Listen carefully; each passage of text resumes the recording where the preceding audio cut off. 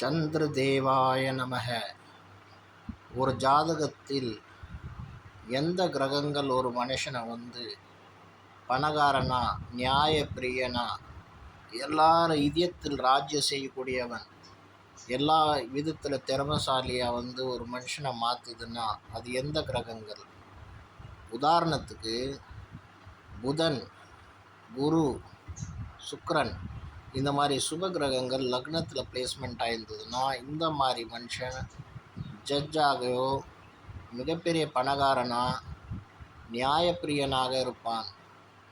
மக்களுக்கு நிறைய நல்லது செய்வான்.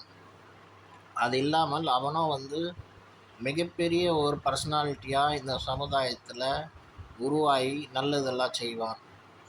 அதே இதுக்கு ஆப்போசிட்டாக லக்னத்தில் செவ்வாய்,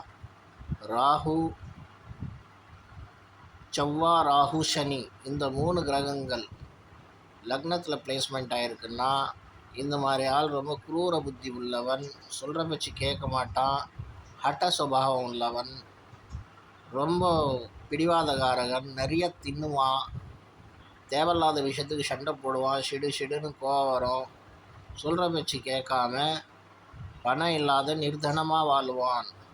அதே இந்த சுபர்கள் வேறு ஒரு சுபர்கள் இல்லை எதுனா ஒரு நல்ல சுப கிரகம் பார்த்தா அது பங்கமாகலாம்.